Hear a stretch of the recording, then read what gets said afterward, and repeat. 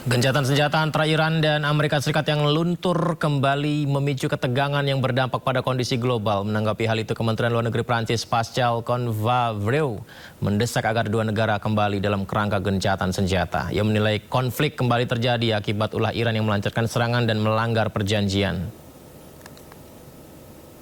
L'escalade doit cesser, que nous revenions dans le cadre du cessez-le-feu signé le 17 juin à Versailles. Il y a désormais 60 jours qui ont été ouverts, nous n'y sommes pas. Il faut être aussi clair sur la nature de la responsabilité initiale. Il y a à peu près moins d'une semaine, ce sont les Iraniens qui ont choisi de mener des frappes qui étaient à la fois à l'encontre du droit international, mais à l'encontre aussi du propre texte qu'ils avaient eux-mêmes signé et qui a ensuite entraîné un cycle escalatoire de représailles. Donc notre souhait, c'est que les différentes parties puissent revenir à cette... Menyusul gelombang serangan dari Washington, Korps Garda Revolusi Iran IRGC akan meluncurkan serangan rudal ke pangkalan-pangkalan Amerika Serikat. Menariknya, rudal yang diluncurkan bergambarkan sejumlah pemimpin tertinggi Iran.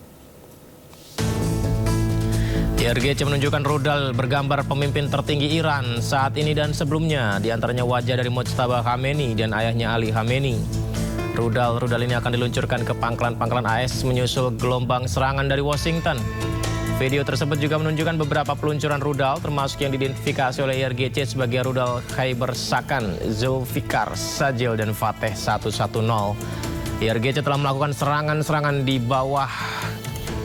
serangan di bawah operasi Nasr II yang menargetkan situs militer AS di Yordania, Kuwait, dan Bahrain.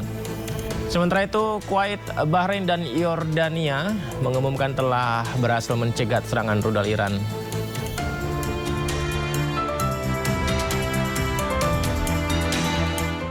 Sementara itu, Amerika Serikat dilaporkan kembali melancarkan serangan ke Iran. Serangan menghantam sebuah jembatan di Bandar Abbas.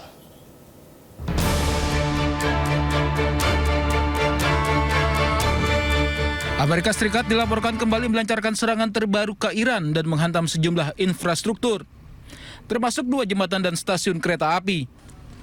Sebuah jembatan di Bandar Abbas, Iran, porak-poranda setelah Amerika Serikat menggempur wilayah tersebut. Dampak serangan juga membuat beberapa mobil hancur dan sejumlah warga dilaporkan terluka.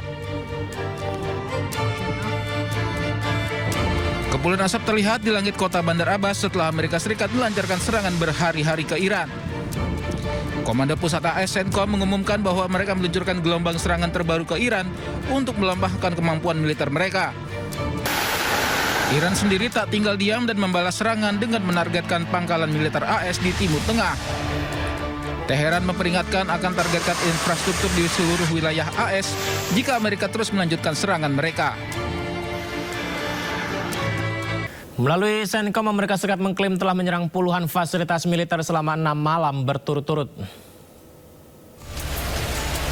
Ya, dirilis Komando Pusat Amerika CENTCOM menunjukkan gelombang serangan Amerika Serikat terbaru yang melibatkan jet tempur, drone, kapal perang, dan rudal.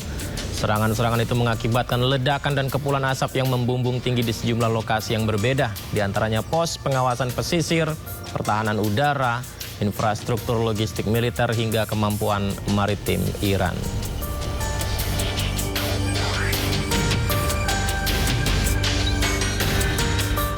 Pesawat tempur siluman F-35A Lightning II milik Angkatan Udara Amerika Serikat terekam tengah mengisi bahan bakar. Pengisian dilakukan di udara saat pesawat sedang melakukan patroli di atas Timur Tengah.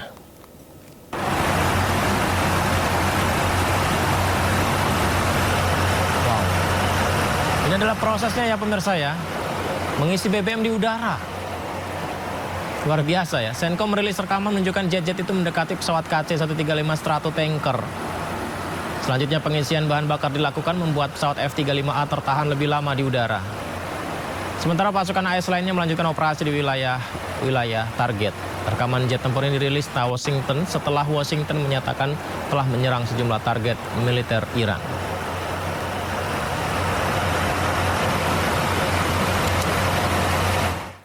Pemirsa, ada sebuah kapal kargo bertabrakan dengan kapal lain hingga tenggelam di Selat Hormuz. 23 awak kapal berhasil dievakuasi dengan selamat.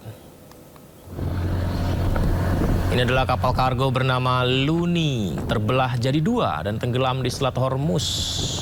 Tim penyelamat langsung mengevakuasi para awak kapal sebanyak 23 orang dan dibawa ke Pulau Qesem. Penyebab kecelakaan masih diselidiki.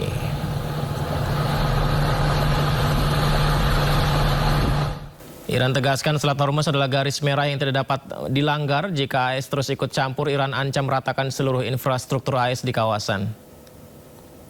آمریکای جنایتکار همچنان به یاغیگری و ناهمسازی منطقه ادامه می‌دهد. ابتدا مجدد تاکید می‌شود تحت هیچ شرایطی و به هیچ وجه به آمریکا به عنوان یک کشور بیگانه و فرامنطقه‌ای اجازه دخالت در تنگه هرمز را نمی‌دهیم.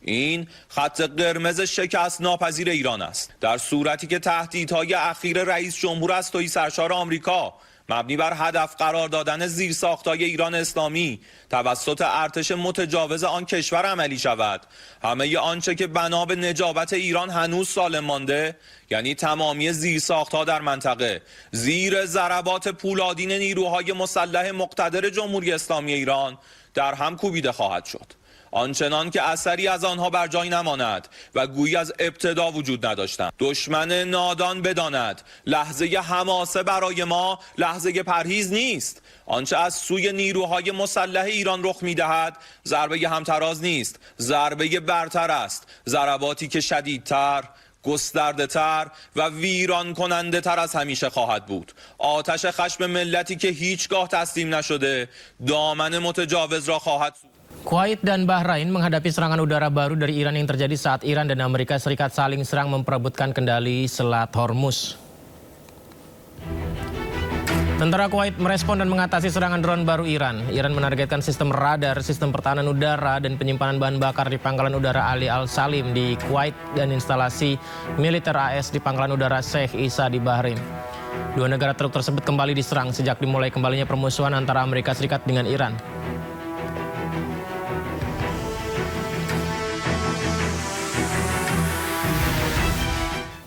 Pihak Joko Widodo menuding pengajuan gugatan pra-peradilan yang dilakukan berkali-kali oleh Roy Suryo terkait kasus dugaan ijazah palsu merupakan siasat mengulur waktu pemeriksaan dan persidangan. Pihak Jokowi yakin bahwa taktik buying time yang dilakukan Roy Suryo telah menghambat proses hukum.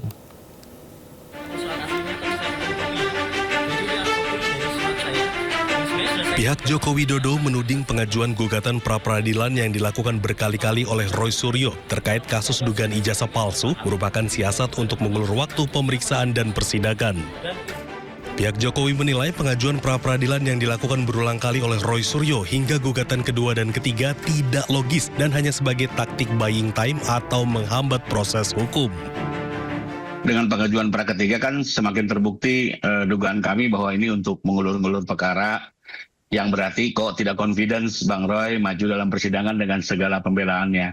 Apalagi kalau tadi disampaikan argumen bahwa terdakwa belum menerima panggilan, sesuai ketentuan KUHP pada saat berkas dilimpahkan oleh jaksa ke pengadilan, tentunya terdakwa atau penasihat hukum sudah menerima tembusan salinan pengiriman berkas termasuk dakwaan, yang artinya secara yuridis sudah tahu adanya pelimpahan berkas ke pengadilan.